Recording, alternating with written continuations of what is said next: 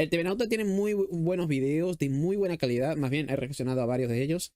Y me encanta su contenido. Está muy bueno. Más bien, el video que estoy por sacar es un video que inspiré más o menos en él. Y está... Bueno, no he inspirado en él como tal, sino en su forma de edición. Más o menos. No tiene tantas animaciones porque no tengo dinero. Soy pobre, carajo. Por eso hay que compartir el video que... Mentira, coño. A ver, sí, hay que compartirlo, pero tampoco hay que ser tan agresivos. Por ahora. Pero bueno, ahora sí, comencemos de una. 1, 2, 3. Hola, bienvenidos a todos a un streaming de calidad media alta, media baja, donde se hace lo que se puede con lo que se tiene. Hoy vamos a estar reaccionando a Maldad Pura, analizando villanos sin pasado trágico, con TV Nauta, con contenido de calidad. Y recuerden, chicos, mañana sale el video del canal, así que por favor denle apoyo y compartan a todos los que puedan. Queremos que alguien reaccione a esto y al menos nos diga qué tenemos que mejorar. Vamos a darle, Pepe, de nuestro amigo FZS.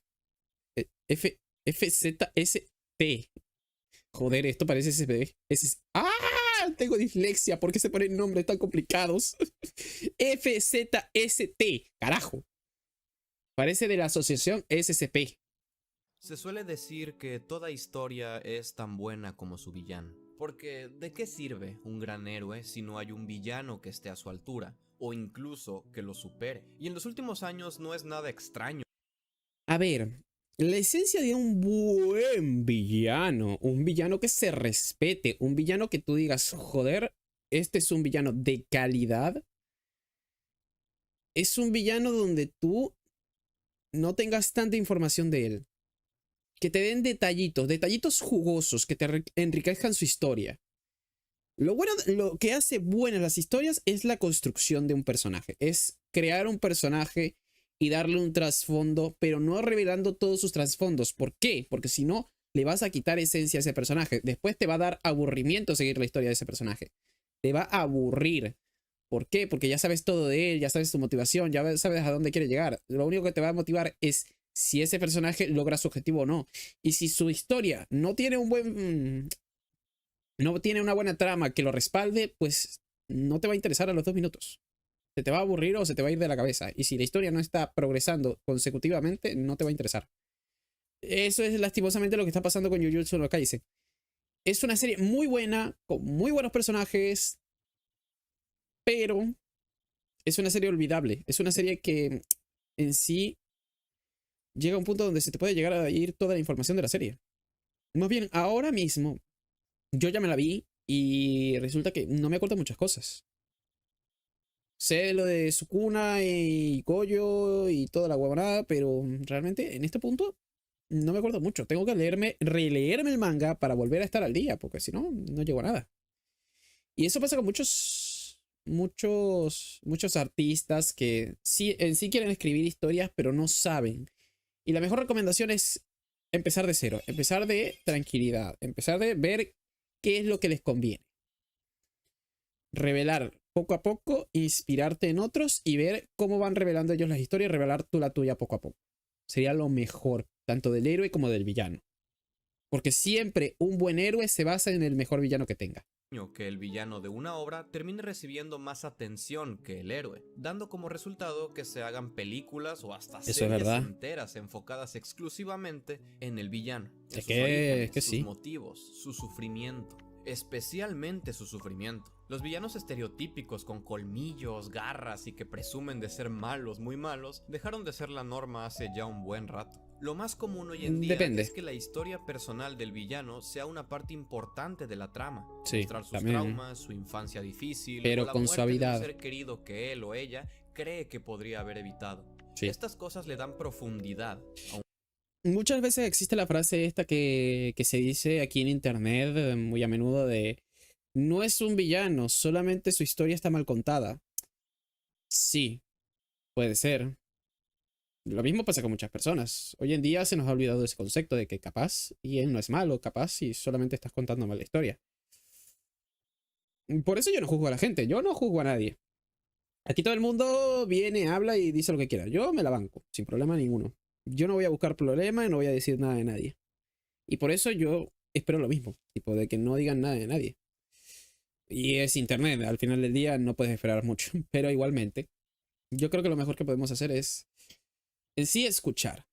Si una persona se mandó una cagada, bien, escuchamos y vemos qué tiene que decir. Si no se arrepiente y al final del día sigue siendo el mismo imbécil, bueno, se le hace la cruz y dices, bueno, padre, no puedo ayudarte. Si tú no quieres ayuda, pues nadie hay que ayudarte. Nadie... Si tú no te quieres ayudar, pues no se te puede ayudar, lastimosamente. Siempre es bueno ayudar a la gente, aún en sus peores momentos, pero mucha gente no quiere ayuda. Lo que es feo, pero bueno, son cosas de la vida.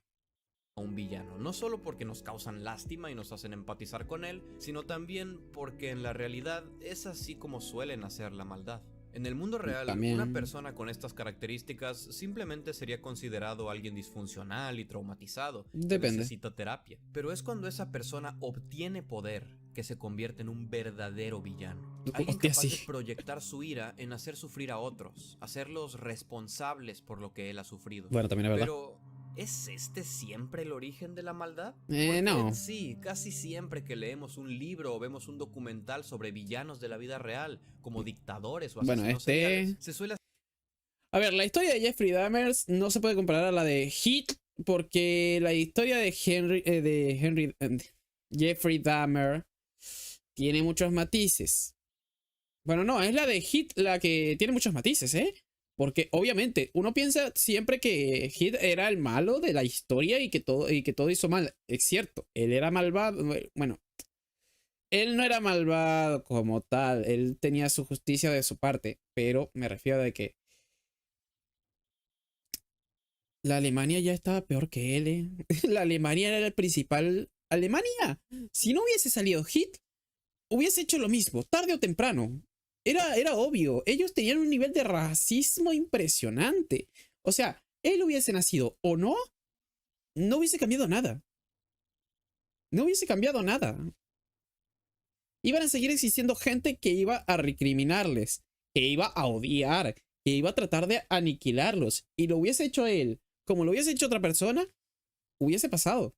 Porque todo un país no se mueve así a las grandes únicamente por la palabra de su presidente. Hay ocasiones que sí, generalmente que sí, pero tiene que haber una ideología para que todo el país se mueva de tal manera. Y la verdad, no estoy justificando a Hit. Él hizo cosas horribles. Él era un tipo de lo más deleznable. Pero él no era solo el deleznable. Él no era solo el villano. Habían todos los que estaban ahí junto a él eran los villanos. No solo él, toda la Alemania era villana. Lo cual es un poco feo. Y lo de Jeffrey, eso sí ya no tiene perdón de Dios. El hijo de su madre tuvo todo. Tuvo el apoyo de su padre, tuvo el apoyo de su familia. Tenía todo lo que podía desear. Y no así, se mandó tanto. Este sí merecía peores cosas. Este sí. Joder, me cago en Dios lo que merecía este. hacer un gran énfasis en lo que acabo de decir: traumas, pérdidas, sufrimiento a temprana Bueno, edad, y también. cultivaron un odio hacia las personas y el mundo que los rodea. Pero también está el lado opuesto de todo esto. Personas que lo tuvieron todo y que en su infancia recibieron un exceso de amor y lujos, convirtiéndose en personas caprichosas que piensan que se merecen todo, Bueno, incapaces de tolerar el rechazo o de entender que no todo se trata de ellos. Curiosamente, todo este concepto vino a mi mente después de ver la película del gato con botas, El último deseo. El villano principal, Big Jack Horner, es cruel, egoísta, antipático y disfruta tanto de ver sufrir a otros que incluso le cómo odio a este parece tipo. gracioso o hasta patético ver a sus empleados morir peleando por él. Sus motivaciones son egoístas y hasta ridículas. Siendo el único hijo de una familia privilegiada, tuvo dos padres que lo amaban y todo siempre le fue entregado en bandeja de plata. Por ende, no solo siente que se merece todo y que es superior a los demás, sino que además su única ambición en la vida es tener lo único que ni el dinero ni sus padres le pudieron dar: poderes mágicos.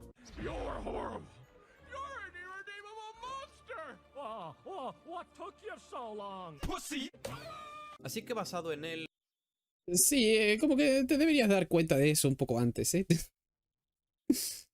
Ay, Dios mío. creé una categoría a la que he llamado maldad pura, que es cuando un Sí, personaje sin pasado trágico dedica toda su vida y esfuerzo en lastimar a otras personas. esto es más para Jeffrey Dahmer. Yo creo que para Jeffrey Dahmer le vendría más esto. Maldad pura. Él tenía todo. Él tenía buena vida. Él tenía sueños, tenía aspiraciones, tenía buenas cosas. Nunca lo discriminaron, más bien. Era una persona muy querida en su escuela. Nadie lo trató mal. Siempre lo trataban con cariño. Era parte de los chicos populares. Y aún así, hizo tanto daño que no tiene perdón. Y es algo muy, muy triste, la verdad. Hay tanta gente que pasan por tantas cosas malas y los vuelve malos. Y en cambio hay este tipo de personas que tienen tantas cosas que muchos desearían y al final terminan siendo así. Es como, guau, qué horror. Sin motivo, más que entretenerse o sentir satisfacción. He elegido a los villanos principales de 3 obras que me gustan mucho y que no tienen nada que ver entre sí. Y para ayudarme con uno de los puestos, cuento con la ayuda de El Último TV-Nauta. ¿Qué tal? Soy El Último TV-Nauta y en general yo me encargo de analizar cosas y series raras en mi canal, así que en el momento en el que Fast me habló para intentarles explicar uno de los personajes más malvados y retorcidos de los que me he topado, no podía decirle que no. Creo que puede ser interesante analizar a fondo villanos completamente irredimibles, que aunque algunos puedan pensar que son unidimensionales, la verdad es que la psicología de ser irremediablemente malvado es algo digno de ser estudiado, así que creo que disfrutarán mucho este video. Y sin más dilación, comencemos.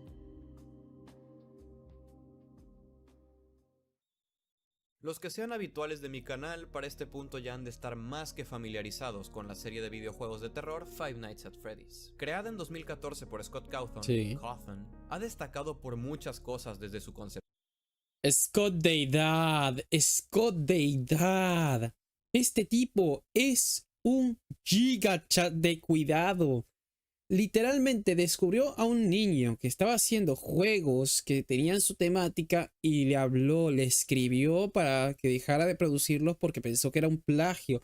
Después, cuando averiguó la historia de ese niño que lo estaba haciendo por dedicación y por amor, porque no eran iguales a su juego, nada más te llamaban inspiración, dijo, es verdad, este niño tiene futuro, tiene mucho potencial, y lo financió. Le dio casi $1,000 o $6,000, no me acuerdo bien, pero era un montón de plata para que pudiera seguir estudiando su carrera de videojuegos y de computación y que mejorara su equipo.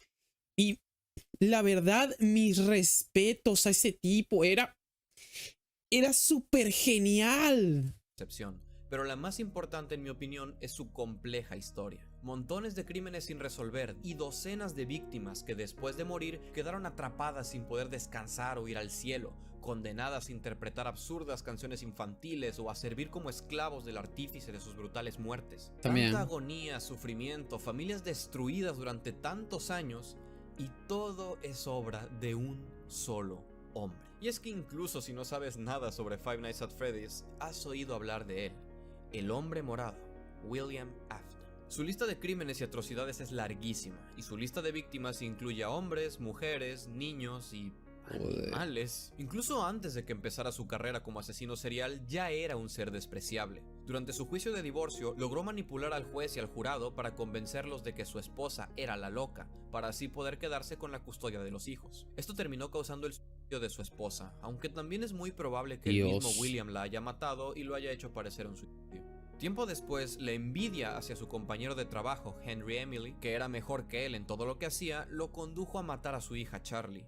Después de matarla, lo vemos conduciendo a alta velocidad, cambiando entre carriles en sentidos opuestos, y también vemos cómo le es negada la entrada a un bar, por lo que podemos asumir que estaba borracho. Sí, el alcohol y la envidia hacia su compañero de trabajo fueron sus únicas excusas para arrebatarle la vida a una niña de 3 años. Vale, eso sí ya no. La muerte accidental de 2 de sus hijos parecen haberlo acercado aún más a la locura, lo que cultivó su amor a la violencia y su lujuria por la sangre. Y después se dio cuenta de que las almas de sus víctimas estaban regresando a la vida, tomando posesión de los robots animatrónicos de la pizzería para la que trabajaba. Así que empezó a observarlos y después a hacer experimentos horribles en los que fundía el metal de varios animatrónicos poseídos para juntar sus almas y así crear nuevos monstruos leales a él. Ay, Dios santo. En la mesa estaban los animatrónicos originales de Freddy's, fundidos y combinados, pero aún habitados por las almas de los niños que habían sido asesinados hace tantos años, aún llenos de vida.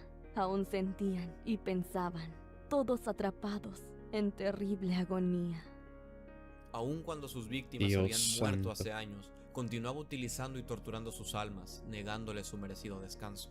Al inicio fue su amor a la violencia, la emoción de matar, lo que lo llevó por este camino. Pero fue después de su primer encuentro con la muerte, dentro del traje de Spring Bonnie, que sus motivos se volvieron más perversos. Tuve que enfrentar a la muerte. Sabía que iba a morir.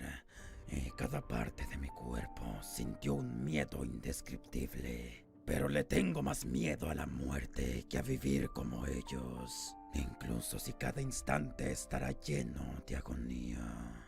Si quiero convertirme en mi propia bestia inmortal, mi cuerpo deberá guiar mi alma hacia su nuevo hogar. ¿Qué? Verga. Más allá de la satisfacción de matar, el objetivo de William Afton es convertirse en lo mismo en lo que ha convertido a tantas de sus víctimas. Sabe que estas pobres almas están en constante sufrimiento, pero no le importa porque su miedo a la muerte es más grande y prefiere sufrir eternamente que simplemente dejar de existir. ¿Y qué hace cuando finalmente logra convertirse en uno de ellos, en una bestia inmortal? Continuar matando, continuar construyendo robots asesinos y consiguiendo secuaces que maten por él. Es irredimible, un monstruo que mata indiscriminadamente y sin motivo, al que ni siquiera la muerte es capaz de detener. Todo eso sin tener en cuenta las cosas de las que no estamos seguros que es culpable, pero probablemente lo es. Como haber torturado psicológicamente a su hijo menor durante años solo para probar la eficacia de sus experimentos. O haber mandado a su hijo mayor a morir intencionalmente porque lo odiaba. En general, es el responsable indirecto de la muerte de sus 3 hijos y nunca demostró sentir culpa o, no sé, algo. Su nulo amor o aprecio hacia nadie, su sed de sangre y sus ganas de aferrarse a la vida únicamente para poder seguir lastimando a otros y causando miseria, es lo que en mi opinión convierte a William Afton en maldad pura. Joder, pura maldad, el hijo de su bendita madre. De Mandela Catalog.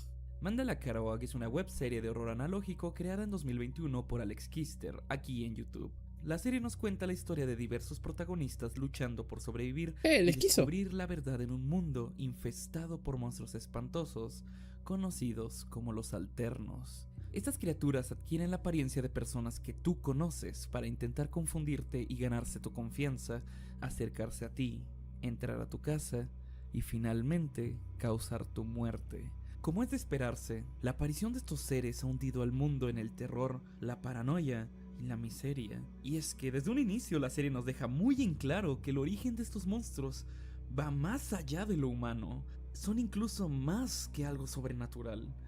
Son de origen divino. La serpiente antigua, Satanás, es el antagonista principal de esta historia. Es él quien comanda a estos seres a aterrorizar a la humanidad y sumergir al mundo en caos para realizar su más grande ambición: control total sobre el reino de los cielos y la tierra. Todo comenzó al inicio de los tiempos. Su primer crimen fue asesinar la mano derecha de Dios, el arcángel Gabriel, para robar su apariencia y asumir su identidad. Su siguiente crimen fue engañar a la humanidad. De manera similar al mito original, tienta a Adán y a Eva a desobedecer a Dios, condenando a toda la especie humana a morir en el pecado. Solo que, en vez de hacerlo disfrazado de serpiente, se disfrazó como el arcángel Gabriel. Ya habiendo condenado a la humanidad al pecado original, el siguiente paso era evitar su salvación, manipulando a María, a José y otros involucrados en el nacimiento de Jesús. Logró engañar a la humanidad para que le dieran la espalda al Hijo de Dios y lo aceptaran a él, Satanás, como su verdadero salvador. Incluso se nos muestra una escena un tanto críptica que algunos han interpretado como el sufrimiento de Jesús al ser abandonado no solo por la humanidad, sino también por su propio padre, enterrado vivo, ya sea física o metafóricamente, en el desierto de Nazaret. Siglos más tarde, Satanás empieza a liberar su crueldad sobre los indefensos humanos, creando a los Alternos, seres horrorosos que acechan y aterrorizan a las... Che, qué buena historia, me interesó la de Mandela Catalog. Deberíamos verla después. Me cago en Dios, pero está buenísima. personas, orillándolas a su... También se encarga de influenciar o incluso tomar control del gobierno estadounidense y los medios de comunicación para esparcir su mensaje de que no merece la pena resistirse, pues ya no hay salvación. También parece sentir especial placer y satisfacción en torturar y matar a aquellos que se le oponían, que intenten combatir a los alternos o que intenten ayudar a los otros a continuar, alardeando constantemente que él ya ha ganado, sin importar lo que hagan. En resumen, no solamente este personaje es responsable de la aparición de los alternos que han matado a incontables personas, sino que al ser el causante del pecado original, haber interferido con el sacrificio de Jesús y haber alejado a la humanidad de Dios, ha condenado a billones a ir al infierno, muriendo en el frío abrazo del pecado y la ignorancia, sin saber que el Salvador al que le rezaban y adoraban, en realidad se trató del primer alterno. Satanás no es muy diferente al que tenemos en la versión bíblica. Creo que representa correctamente la idea que un ente así podría tener. Alguien que se puede meter en el corazón, en el alma de la gente, y no solamente se encarga de hacer los malos, sino que se mueve por medio del engaño, la confusión y ese concepto en el que los personajes se encuentran en su peor momento, rogándole a Dios porque los ayude, solo para darse cuenta que Él nunca los estuvo escuchando. Es un sentimiento muy aterrador que pocas series logran transmitir tan bien. Satanás en Mandela Catalog tiene una de las caras de terror que más cosa me dan de todas, junto a la máscara de... Coño, es que suena una historia interesantísima. Suena una historia de esas que te digo de que tienes que verlo, analizarlo y detenerte a pensar cada una de las cosas que van sucediendo para poder deducir lo que va a pasar a continuación. Y suena jodidamente interesante para ver.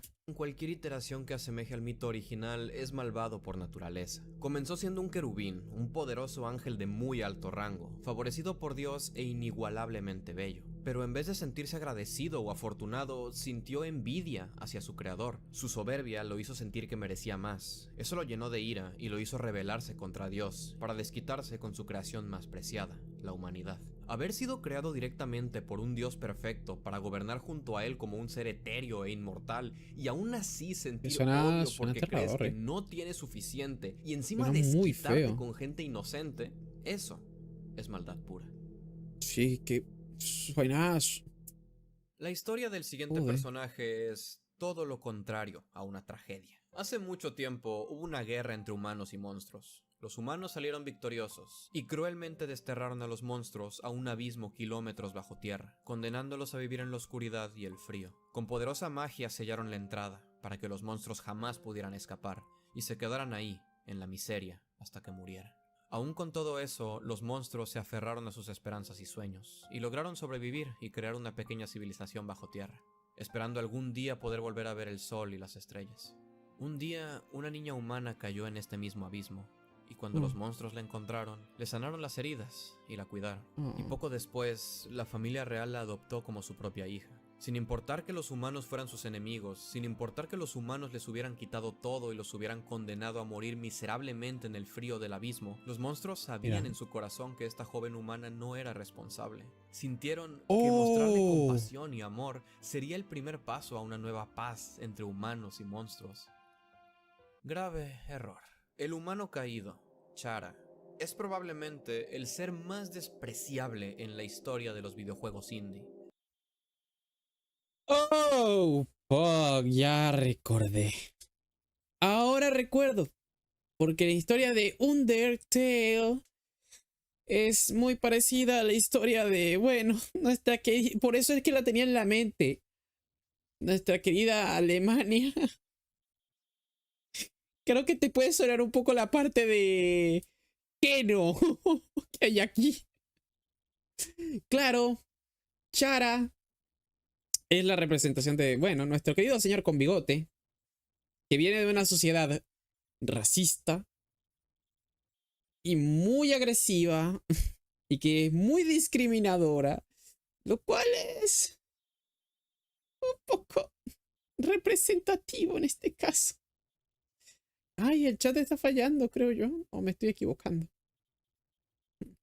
Y por eso, tipo... Ay, Dios santo. Hay que tener cuidado. Hay que tratar de enseñar a que no hay que odiar al prójimo, por favor. Para que no pasen estas cosas. Por eso hay que criar bien a los niños. O hay que... Bueno, no sé. Cada quien puede tener o no tener hijos como quieras. Ya varias veces me reconectó al chat. Eso es algo que me está preocupando. Supongo que debe estar fallando, Hoy debe estar fallando en este momento. Pero bueno, el punto es que Dios santo. Hay que tratar de que los niños no. Hay que tratar de criar bien a la sociedad, por favor.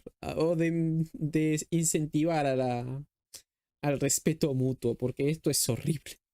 Desde el primer minuto que llegó al subsuelo y fue adoptada por la familia real, empezó a hacer planes sobre cómo iba a matarlos a todos y a hacer sus vidas miserables en el trayecto. Dios. Durante el juego no vemos directamente estos eventos desenvolverse, pero sí se nos es dada muchísima información sobre Chara y sus acciones. Sabemos que le hacía bullying a su hermano adoptivo Asriel, o por lo menos que lo trataba mal y lo obligaba a hacer cosas que él no quería hacer. Esto lo hacía llorar con frecuencia, por lo que Chara lo empezó a apodar Bebé Llorón. También sabemos que obligó a Asriel a prometerle que jamás la cuestionaría, lo que nos indica que era manipuladora y controladora. En una ocasión, Chara y Asriel prepararon una tarta para su padre, el rey Asgore, pero accidentalmente añadieron una flor venenosa a la mezcla, lo que hizo que el rey se enfermara gravemente. Su madre estaba furiosa y regañó fuertemente a ambos niños. Asriel lloró y se sintió culpable, pero Chara simplemente no podía parar de reír. Porque esto no había sido un accidente, Chara simplemente estaba probando la efectividad del veneno para llevar a cabo su plan más grande. Verán, en el universo de Undertale, el alma de un ser humano es una fuente de energía casi infinita, sí, eso capaz sí de lo convertir sé. a cualquier El monstruo valor, en un el amor. semidios de poder incalculable. Entonces, la idea de Chara era morir para que su hermano Asriel absorbiera su alma y con este enorme poder atravesaría la barrera y destruiría a los humanos. Y después de la masacre, destruirían el sello que mantenía a los monstruos encerrados en el subsuelo, para que pudieran ser libres una vez más y prosperar en un mundo libre de la plaga que los había torturado por tanto tiempo. El plan no resultó. Chara se envenenó a sí misma, Asriel tomó su alma y cruzó la barrera. Al salir a la superficie, los humanos lo atacaron con todo lo que tenían, pero Asriel, aún con todo su poder, simplemente se negó a contraatacar. Él no quería lastimar a nadie. Herido, regresó al subsuelo, al palacio de sus padres, donde sucumbió a sus heridas y finalmente murió.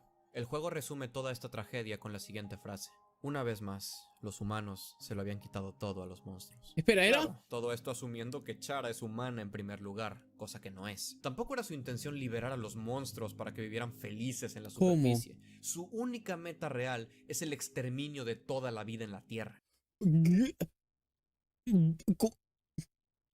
Ok, esto es ya... ok, me retracto de lo que he dicho completamente. ¿Qué? ¿Qué verga? Durante la ruta genocida del juego, la cual consiste en matar a todos los enemigos disponibles en cada zona para farmear experiencia, el alma de Chara va tomando control sobre el protagonista, llegando al punto en el que los demás personajes ya ni siquiera lo reconocen como un humano. Esto es importante porque en cualquier otra ruta del juego, los personajes solo te llaman humano, ni siquiera se refieren a ti por tu nombre en ningún momento. Humano es lo que todo mundo te llama. Pero en esta ruta no, en su lugar te dicen cosas como horrible criatura, lo que sea que seas, o qué clase de monstruo eres. Al llegar al final de esta ruta, Chara ha tomado total control del protagonista. Sin decir una sola palabra, asesina a su antiguo padre con frialdad. Posteriormente, su hermano, que ha vuelto a la vida como una flor, aparece ante ella para suplicarle que le tenga piedad, a lo que Chara responde apuñalándolo una y otra y otra y otra vez incansablemente. Esto es todo lo que siempre quiso hacer. Sus verdaderos sentimientos hacia la gente que la amaba y le dio todo. Nunca los consideró nada más que un estorbo. Y esto pega duro, ya que en una parte del juego podemos encontrar cintas VHS que pertenecieron a la familia real, y es triste verlas con este contexto, porque aunque Asriel parece divertirse mucho con Chara y apreciarla por ser su hermana y su única amiga, ella nunca muestra ningún interés en él más que para utilizarlo y pedirle que haga cosas que él no quiere hacer. En una de las cintas, Asriel intenta grabar a Chara haciendo su cara aterradora, pero se le olvida quitarle el lente, y después ella se niega a repetirla. Y es en el final de la ruta genocida que podemos ver finalmente cuál es la cara chistosa de Chara.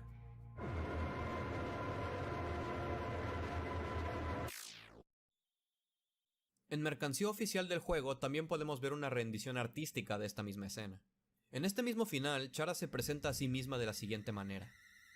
Hola, yo soy Chara, el demonio que viene cuando llaman su nombre. No importa cuándo, no importa dónde. Ataque, defensa, experiencia, nivel. Cada vez que uno de esos números aumenta, esa soy yo. Dios Esto infiere mío. que al nombrar al humano caído al inicio del juego, lo que estamos haciendo es invocar a este demonio, y que cada vez que matamos a alguien y el juego nos recompensa con experiencia, no somos nosotros los que subimos de nivel, sino ella, aumentando su fuerza y control sobre el protagonista. Y ya habiendo reencarnado con todo su poder y estando frente a nosotros, es que decide realizar su plan, la destrucción del mundo, erradicando totalmente la vida en la Tierra. En ese momento el juego se cierra, y al volverlo a abrir, Chara nos dice que ya no hay nada ahí. La maldad de Chara es mucho más que solo violencia sin sentido. Destruyó el juego, la hija de Remil. Es haber recibido amor y aceptación por todos lados y aún así sentir odio y desprecio hacia aquellos que te quieren. No da explicaciones, no da monólogos malvados, no se deleita con sus asesinatos, solo mata y continúa caminando como si no le importara. Su objetivo no es vengarse u obligar a los demás a sentir su dolor, es asegurarse de que nadie quede vivo. Es como un pensamiento intrusivo. Como cuando ves un perrito y quieres acariciarlo y rascarle la cabeza y decirle que es un buen chico, pero algo al fondo de tu cerebro te dice, patéalo. Sería gracioso. Y no lo haces, porque eres bueno, y hacer eso no tendría ningún sentido. Claramente. Es más que un impulso, una grieta del pensamiento humano. Desde mi punto de vista, esa es Chara. El triunfo del impulso y el instinto por encima de la razón y la compasión. El demonio que solo a veces dejamos salir, especialmente cuando estamos enojados. Y mientras más dejamos que ocurra, nos vamos perdiendo. Se vuelve más fácil distanciarnos. Es por eso que Chara se ve exactamente igual al protagonista. Es un reflejo exacto de lo que el ser humano puede llegar a ser cuando no siente amor, felicidad ni empatía. Cuando no razona y se deja llevar por sus impulsos. Se convierte en maldad pura. O bueno, tal vez simplemente no me gusta este personaje y por eso he proyectado todos los males del mundo en ella. Gente, espero que les haya gustado que destruya mucho el mundo video. como tal, Renauta, sí. ¿quieres decir algo más? ¡Algo más! Excelente. Como siempre, un saludo para Silver Chaser, Casey Spirit, Pajeroito55, Simpeo Femboys, Zafiro Ugur, también. Muy bonitos dibujos, me gustó mucho el video y me llenó de mucho de sentimiento, diciendo, ay Dios, tengo un sentimiento muy feo en mi corazón en este momento. Ojalá no existan seres así más en esta tierra. O sea, bueno, sé que existen, lamentablemente, pero sangradamente que ojalá nunca me encuentre uno en mi vida.